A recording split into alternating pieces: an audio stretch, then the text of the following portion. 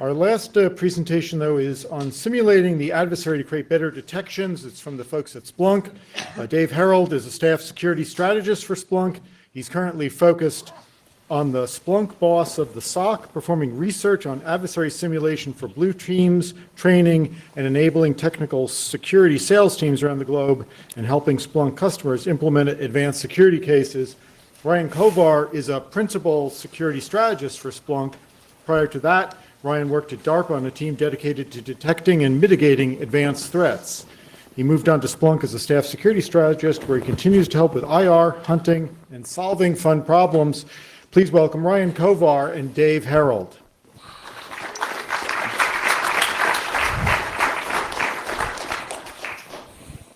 Let's click our way to success.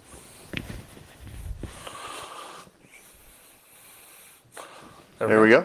All right. Hey, everybody. I'm Dave Harold. I'm Ryan Kovar. I'm the handsome one. It's a picture of us from last week down at the Splunk factory floor. It's a cruel vendor if you've never worked for them, but that's actually Splunk indexes right there. That's right. A little disclaimer that we always have to put in, although we customized it a bit. Don't make any major life decisions based on anything we're about to show you today. No promises of fitness for purpose or just fitness in general. No. So let's move on here. So I'm Dave Harold. It is very good, right, Ryan? We've used it for a long time, and it's very good. Legal will find out one day. So I'm Dave. I work at Splunk. Been there for a few years. I've been around in security for quite a while. Done a lot of different jobs, from analyst, engineer to all the way up to CISO for payment card companies. So one of the things we do at Splunk is the boss of the SOC. We'll talk about it a lot today. We kind of use it as a vehicle for having a lot of fun, but also teaching a lot of people about security. I'm Ryan Kovar. Like I said, I've been at Splunk for about 4 years. I get to travel all over the world, do cool things. This is my 4th conference in 4 weeks. So, and it's one of the best ones I've been to in the last 2 years. So very happy to be here. Yeah, so before we go there, since we're the last talk of the day, we thought we'd take the opportunity to thank all the folks from MITRE and the event staff. Especially the event staff. They're often overlooked for these things. It's fairly seamless to everyone here. But when we do these conferences, we see how well it goes and everything that happens. So truly, thank you guys for helping LDAV, making it all work.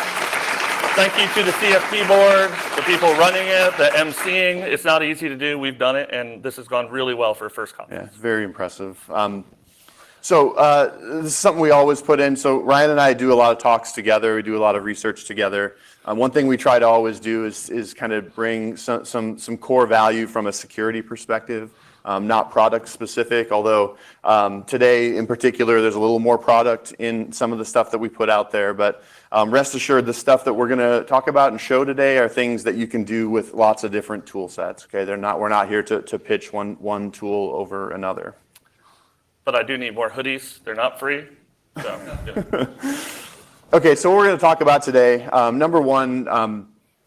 Emulating an adversary or creating an APT, which is something that we do every year as part of our boss of the SOC, and we're increasingly starting to map that exercise onto the attack framework and using the attack framework to help inform how we create that. So we'll talk about that a little bit. It's actually a really fun exercise to go through. We'll talk about some simulation tooling that we built recently that's built on top of Splunk and Splunk Phantom, and ways to use that to emulate adversaries and to create data that you can then use to in turn create detections. And we'll give away a bunch of free stuff in the form of links to GitHub. It's maybe not that fun, but we always like to bring something. So we have a lot of free open source tools that you can use and implement some of the stuff we're going to talk about today. But first, this is the last talk of the day. It's been a very long day, and much like my Bernese Mountain Dog, everyone is starting to YOLO subconsciously. So what I love is, for the 500 or 600 people who are in this room and the thousands online, Dave, if you wouldn't mind, go ahead and stand up. Come on, stand up, shake it out. It's last talk. We're boring people. We need you guys to get the heart racing. All right, yep. Send your back to the military. Yep, 1, 2, 3, 1, 2. All right, stand up. All right, now, if you have never been a red teamer, sit down.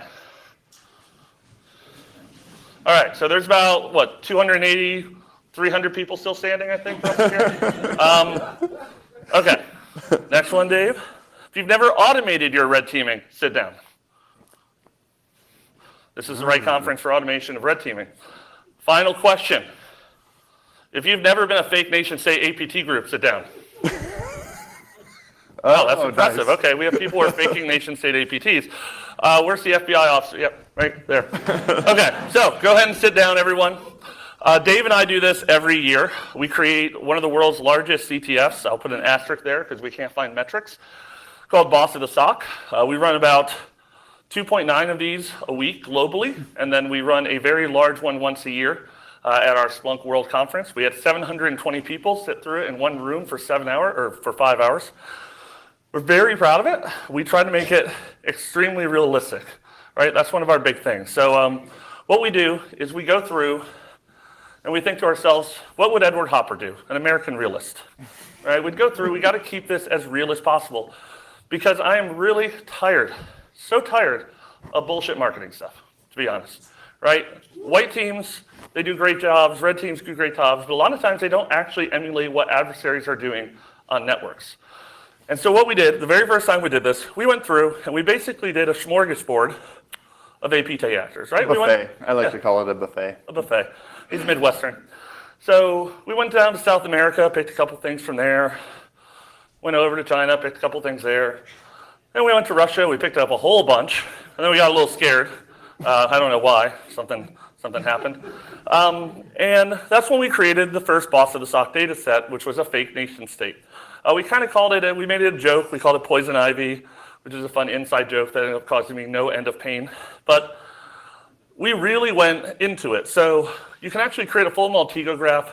We had fake Skype accounts, we had Google Voice accounts that had voicemails, we had Twitter accounts, we had domains, we had intentional misspellings in domains. Any TTP you could think for an APT actor that we had seen in our combined 40 years of hunting and IR, we tried to put in this, right? And it was a huge success. Such a huge success, Splunk said, we love this, we want you to do it again. We had thousands of customers around the world who were like, yes, make it bigger, make it better, but less smorgasbordy. So we said, okay, how do we do this? So we created an APT group that we call ATT&CKcon. ATT&CKcon, you'll see a little bit here in a second. What we did is we created, I don't know if Andy Pendergast is still here, but the Threat Connect folks, he very drunkenly allowed me to take their format here, so I always give a call out. This is the diamond model. Most of you are very familiar with this, and this should look fairly realistic to what an APT group might look like, right? You have technical, you have socio-political, you have capabilities, things like this. So how do we create this diamond model? We went to ThreatMiner. We started downloading a whole bunch of APT reports, right? ThreatMiner, of course, is tied to the APT nodes malware repos. There's a whole bunch of different things. Go through, and we started doing all these notes, and I started creating, and I hated myself this day. I hated it. I created a spreadsheet, looked like a matrix, and then we said, man, there's got to be a better way. Oh, yeah, there was.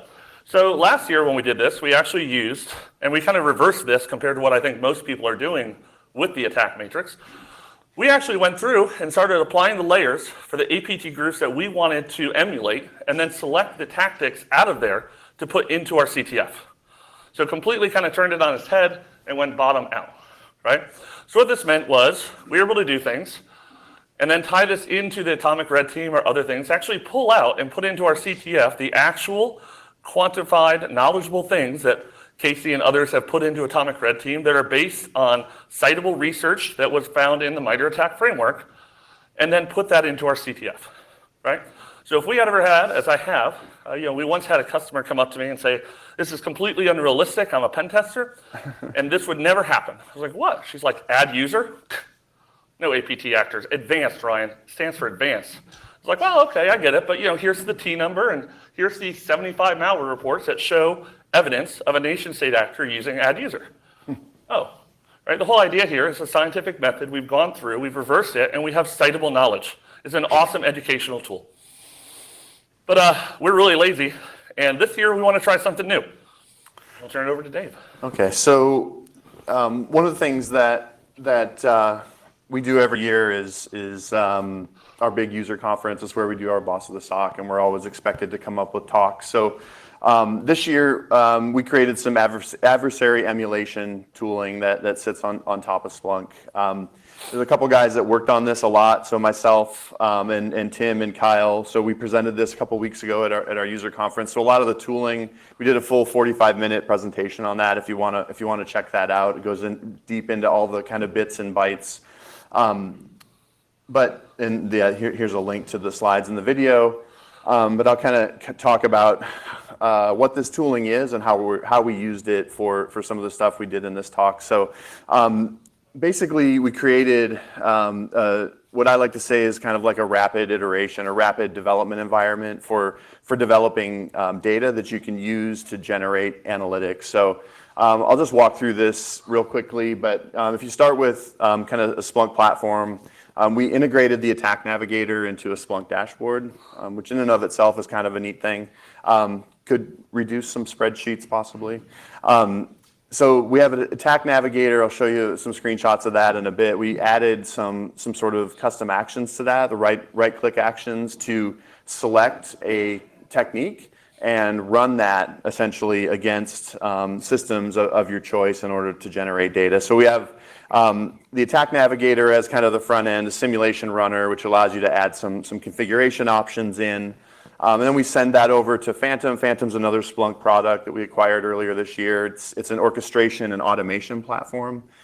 So we built an Atomic Red Team app for that. So it downloads the Atomic Red Team GitHub repo from GitHub, stores it locally, and then exposes actions for running those tests against systems of your choice. And we wrote a playbook that implements those actions or puts them into use. If you look at the lower kind of right there, we have systems.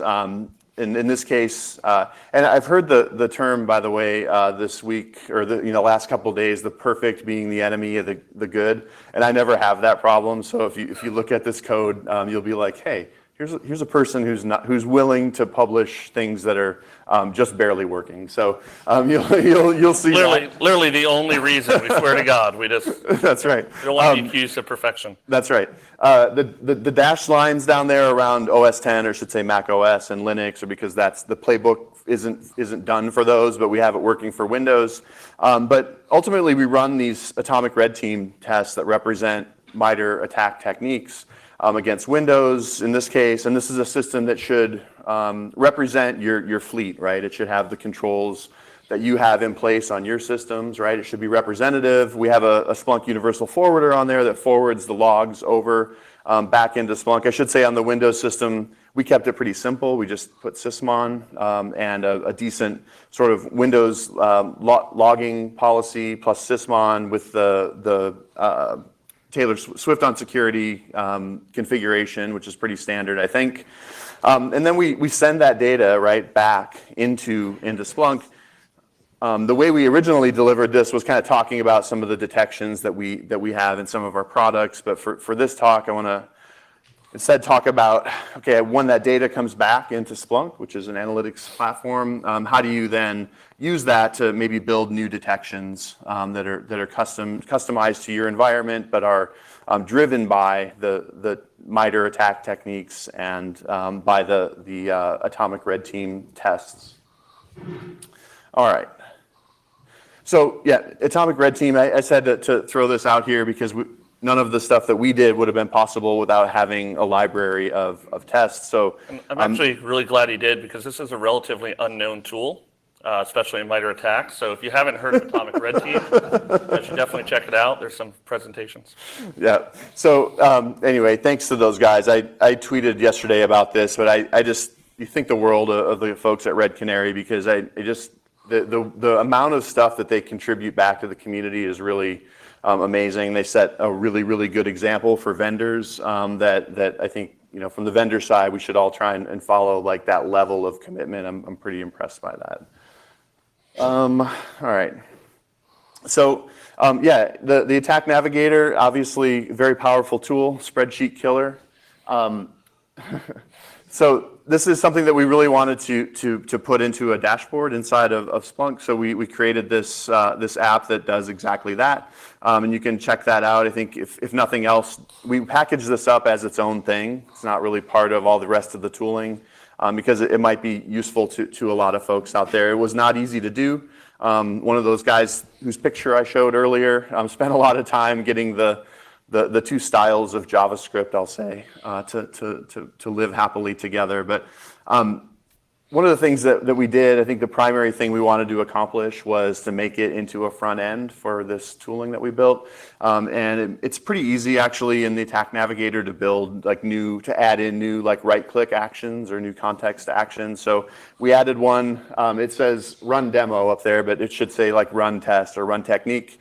And you can add in those types of things, so it makes it really easy for a user to click on that. It takes them ultimately to another page where they select hey, which of those targets do I want to run this against? Those types of things, and then ultimately kicks off that series of events.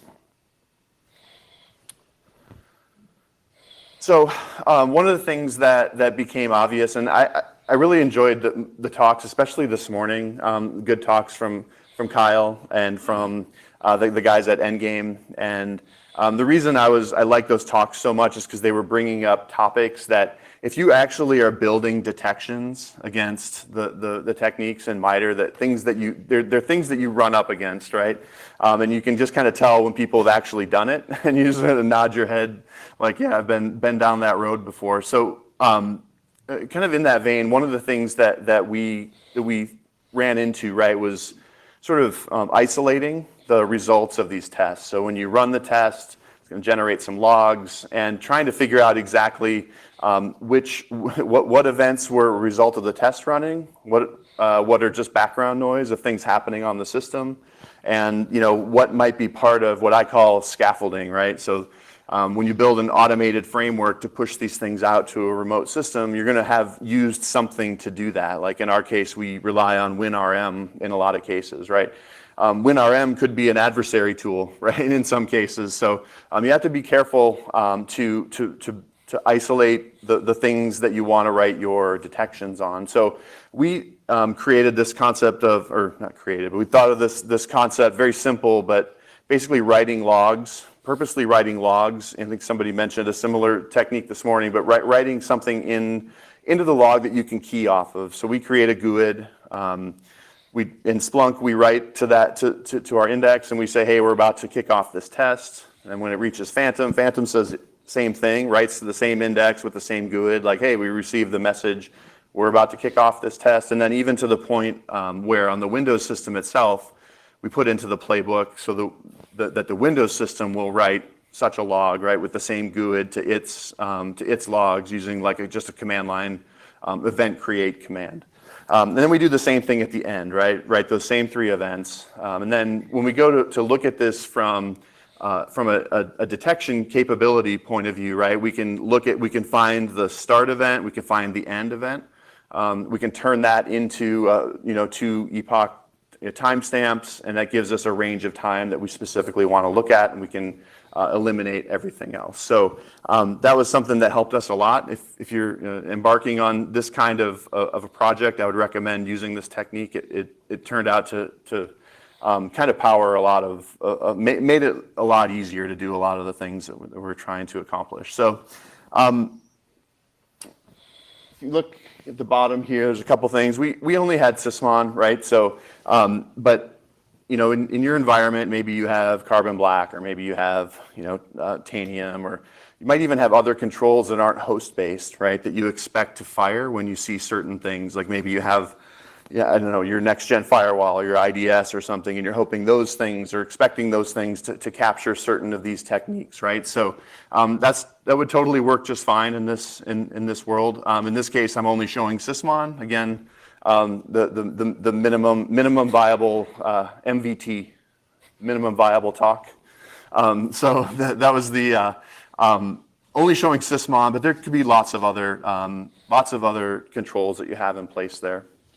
Some that kind of the sysmon non-event code equal 1 is kind of showing some things that we found in this particular example, which was the creating a registry for a start event or a startup item. So you see there's some evidence in the sysmon item or event code 13 showing that a registry change was made. And then down below, you see a few things. There's a little bit of the scaffolding that I mentioned kind of sneaking in there. Those first few events are saying started a test on a certain IP address. But then ultimately, it actually shows command lines that were run executing that technique. So then we get down to sort of writing the analytic. There's been actually some really good talks already today on how to sort of tune an analytic or the sort of the path that you go through, right? The sort of stages that you go through in writing an analytic. You find something, you write a search that finds that thing. You realize, I will kind of overfit to that example. That's not finding things because of that, and then you adjust the other way, and then you start getting false positives, and finding the right the right sort of balance there is kind of different for every organization. But in this case, we just a pretty simple Splunk search here. That first line in the search is looking for our two timestamps, right? The beginning and end, which we got from taking the time to write those start and end events. We're doing some decoding. The way that we are sending the data in to the Windows endpoint in this situation is using WinRM, and then having it run a PowerShell command. And PowerShell commands are encoded. So another opportunity to mistake the delivery mechanism that we intended for something that's actually malicious. So you want to be aware of that. We do some decoding of the base 64 there, and ultimately, display that stuff. We again see those. We see some of those event create commands, but then ultimately we see what the adversary was actually doing in that test, and you can write your detection on that, right? You can look for certain strings, look for command line options, right? A lot of different techniques I think that have been described quite a bit already today, so I won't dwell on those, but. You want to avoid anything that is easily changed by the adversary, or that you would even expect the adversary to change, like paths to certain things, and that I guess that sort of data that's or the portions of that command line that are likely to change, right? You want to avoid those. So, in conclusion. One more thing. So we found as we were going through this, I want to rain on the MITRE day for the last 2 days a bit. We started doing these APT style groups. So we started using the MITRE attack framework, and we started trying to map things. And we found some very exciting differences of opinion as you start trying to map tactics.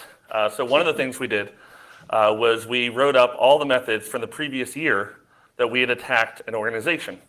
And then we kind of did a blind test of ascribing techniques to those things. So today and yesterday, we've heard that MITRE attack is over-prescriptive, and we've heard that it's under-prescriptive. So I think somewhere in the middle is obviously the right place. I personally would always prefer to be over-subscriptive so that we can just have a better taxonomy of knowledge, which kind of leads into the next part. ATT&CKcon last year, new research came out for this APT group, and we found out that there were actually 2 different APT groups for ATT&CKcon. The group had actually bifurcated, and now we have ATT&CKcon Lager and ATT&CKcon Stout. So, yes, I like beer. So, the ATT&CKcon Stout group is really comprised of your traditional nation-state adversary, brick and mortar, kind of going in for IP, doing that sort of stuff. All the things we're pretty much basically what I've been doing for the last 20 years. ATT&CKcon Lager, however, is they're the millennials of the hacker groups, right? These are the kids who are all about the Bitcoins. They're all about the AWS and the Lambda functions. They're trying to get all up into that Microsoft Office 365 cloud. They're trying to spin up VMs in AWS to run malicious things. And we said, this is awesome. Let's really break some new ground, right? We're not hearing a lot about this. So cool, let's do this. Let's go right into the MITRE ATT&CK framework, and God, we're going to document the hell out of this. Oh, sad cloud. Sad cloud. ATT&CKcon logger is still running rampant. This sucks, frankly. This isn't a MITRE problem. This is an industry problem. Try to find cloud compromises online. Try to find documentation about people who've been popped in Office 365, AWS, Google, anything, right? Pretty much all you'll find is IAM compromises, which is still basically, there was a quote the other week at the SANS Blue Team Hunting or the SANS Hunting Conference, where someone said, you don't hack the account, you log in, right? That's what we're doing, right? With the cloud, most of the time it's not hacking. It's not a sexy O-Day. It's really just hacking the human and getting a login and password. So it is difficult, and I don't envy those of us in the room who have been assigned, and I'm sure someone has, to trying to come up with documentation. I, for one, I'll stand right here and volunteer to help however I can.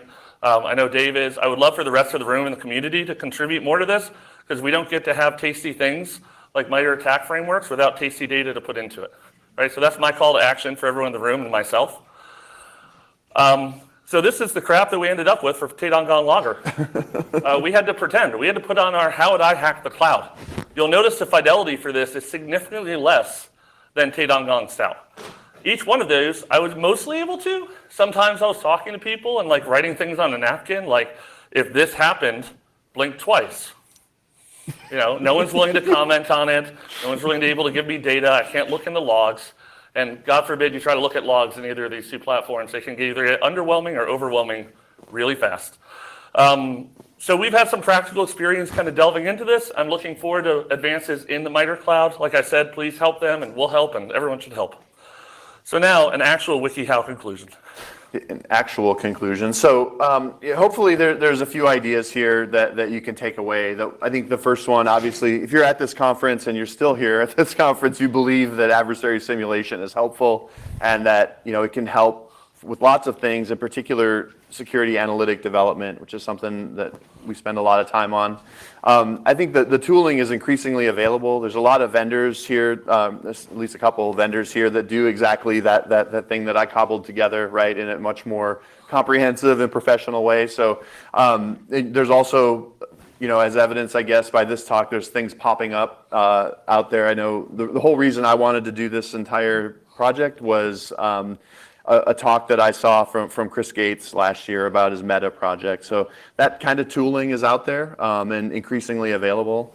And so I'd say, take advantage of it. One of the things I just love, I remember when the Purple Team term came out, and I was a little dubious at first. And now I absolutely love it. I'm a huge advocate for it. And I feel like it's really come to its own in the last couple months or last year or so. We had a lot of talks today for people who've productionalized purple teaming. It's no longer, let's just put the red team and the blue team in the same room and see what happens. I love the talk by the Deloitte guys from the Netherlands, Olaf and Vincent, where they actually talked about a defined process and the value that can be extracted from implementing these two people and getting that knowledge into the blue team. And of course, if that doesn't work, if that's too big of an issue, Tiny purple? Tiny purple? Tiny purple? Little yeah. purple? Little purple? Just micro purple. Micro purple. I thought it was micro that's my purple. nickname Just do a little purple if you can't do the whole purple. And of course, if nothing else, I feel like we're all going to be employed at least for the next 10 to 20 years. We haven't solved cyber, but what I love about MITRE ATT&CK, the reason I am an absolute advocate for it, it gives us a language and a taxonomy to have conversations like this that I've never been able to have before. And like I said, my area of research for the next year is cloud. And I want to be able to have those conversations where we're not just talking two different languages as soon as possible. Yep. So if you're interested in some of the stuff I was talking about earlier, here's links to everything. We'll tweet those out.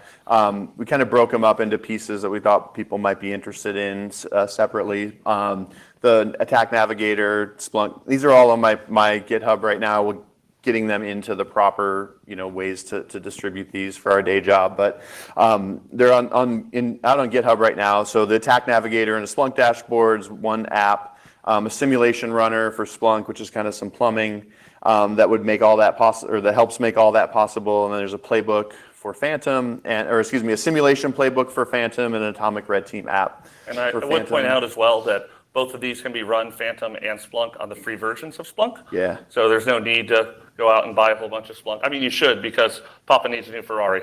But otherwise, you can run it all for free, especially when you're doing dev and test. Yeah, this is actually, it's a use case that drives literally kilobytes of log volume into your Splunk instance, like on a weekly basis. So and it's not a huge data consumer. So definitely feel free to check out the free versions. I'm Ryan Kovar. I'm Dave Harold. Thanks a lot.